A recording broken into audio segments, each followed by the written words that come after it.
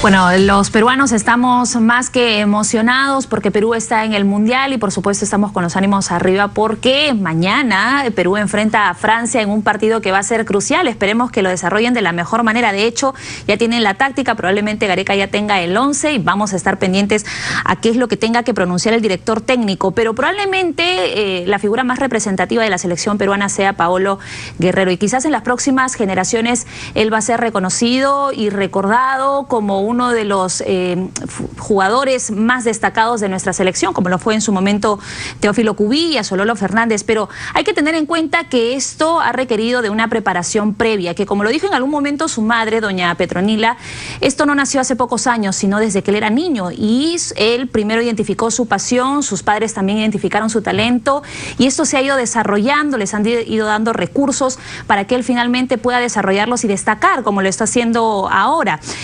Pensamos en la figura de Paolo Guerrero, pero en sí podríamos fijarnos en los niños, en los adolescentes que nacen con un talento, que nacen con una pasión que en muchos casos no es desarrollado, no es motivado y no se le dan los recursos para que finalmente puedan destacar en el rubro que ellos quieran manejar. Y sobre esto vamos a hablar con Willy Wong, él es experto en gestión de talento de la Universidad UCAL. ¿Cómo está? Bienvenido. Gracias, Catalina. Bienvenido a RPP.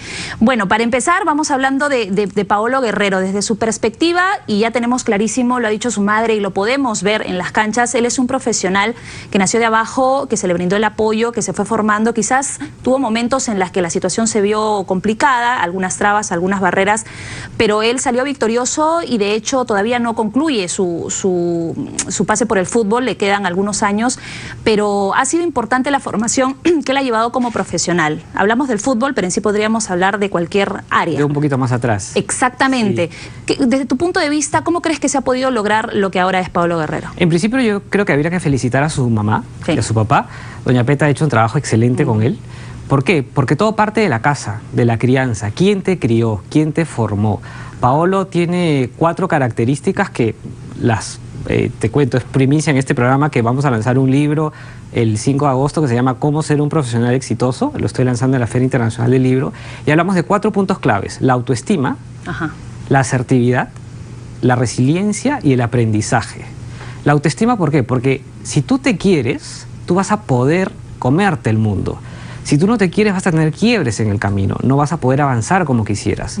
Una vez que tú has formado esa autoestima con la ayuda de tus padres, porque hay muchos casos, como lo cuento en esta historia del libro, en donde los padres o los que te crían son los que mellan tu autoestima, cuando no reconocen tus logros, cuando los aminoran, etc.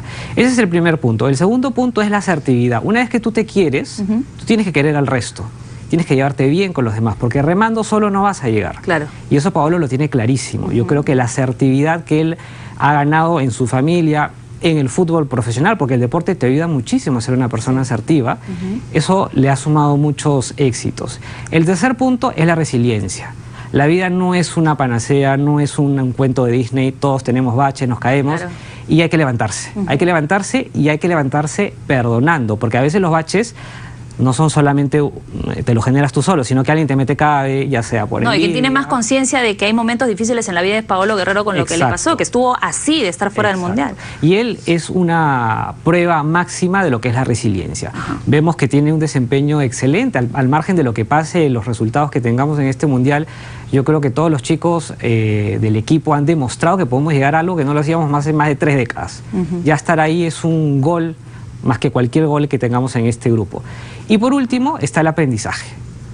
Una persona que quiere ser exitosa nunca termina de aprender. Y no solamente es aprender en la universidad, en el instituto, es aprender de la vida, aprender leyendo. Es por eso que en el libro también menciono que nuestro hobby sea leer un artículo, que nuestro estilo de vida sea leer un libro. ¿Por qué? Porque la vida es un aprendizaje constante, más en esta era en donde el mundo avanza a pasos agigantados. Ahora, el talento requiere pasión, motivación, que era una de las cosas que tú mencionabas. Y todos, hablamos de Paolo Guerrero, pero en sí podríamos destacar el profesionalismo de muchos de los jugadores de nuestra selección. Estos chicos respiran fútbol, aman lo que hacen y como aman lo que hacen, trabajan en ello y se desarrollan y eso tiene que ver con llevar un buen estilo de vida, una buena alimentación. Muchos de ellos son padres de familia y así como rinden bien en el fútbol, también rinden bien en sus familias, porque lo destaca, por ejemplo, doña Peta, la madre de los jugadores, sus propias esposas. Hemos podido conocer a sus hijos. Entonces, ¿cómo se puede lograr que ellos puedan responder favorablemente en todas las áreas de su vida? Que me imagino que también tiene que ver con la formación desde niños, ¿no? Exacto, tiene que ver mucho con la disciplina. Ajá. Cuando a mí me preguntan, ¿cómo hago para que mis trabajadores trabajen bien, valga la redundancia, en equipo, sean líderes, sean resilientes? Bueno, todo se forma en la casa. Por ejemplo, el trabajo en equipo, cuando tú tienes tus hijos y a uno le encargas, tú vas a lavar los platos hoy en la noche, tú vas a encargarte de barrer mañana, etcétera, está fomentando el trabajo en equipo, la cooperación y por ende también la disciplina.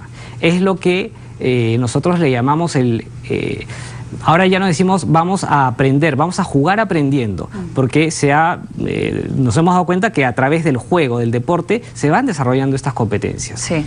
Y lo vemos no solamente en Paolo Guerrero, en Aldo Corso, en Carrillo, en muchos jugadores. Ahora, hay que saber también cómo perfeccionar nuestro talento, porque probablemente si hablamos del fútbol o si hablamos de otras grandes pasiones, a veces no sabemos cómo encaminarlo. Tú dices y destacas la importancia del apoyo en la familia. También es importante que se apoye al estudiante en los colegios, en las universidades, para repotenciar estos talentos. Exacto. En nuestro Perú, en nuestro país actualmente, como lo vemos, ¿se está dando esta figura? ¿Crees tú? Todavía estamos aprendiendo, creo yo. Estamos un poco débil. Te cuento un poquito la experiencia en UCAL. Nosotros trabajamos mucho en UCAL el trío vocación, profesión y ocupación. ¿Qué es la vocación? ¿Para qué tienes talento? Ajá. Una vez que tú descubres qué talento tienes, escoge lo que quieras estudiar, que es la profesión. Y una vez que terminas, ocúpate en lo que estudiaste. En el Perú adolecemos de este trío, ¿por qué? Porque la gente tiene una vocación, descubre un talento, estudia algo y se ocupa en otra cosa. Ajá, sí. La gran mayoría no estudia no trabaja lo que estudió, y ese es el gran problema que tenemos. En UCAL tenemos un trabajo muy personalizado para que esta ecuación siempre se dé y tengamos los profesionales que realmente necesita el mercado. Porque si tú estudiaste ingeniería para terminar de repente de chofer o terminar en puestos de atención al cliente, ¿para qué estudiaste eso, no? Ahora, cuando vemos personas que viven en una situación de frustración porque no ejercen lo que estudiaron, por ejemplo, muchos responsabilizan, culpan al gobierno, culpan a la familia, dicen que no hay recursos, por ejemplo, no les dan todo lo que necesitan para poder desarrollarse como ellos quisieran. También hay casos así. Exacto.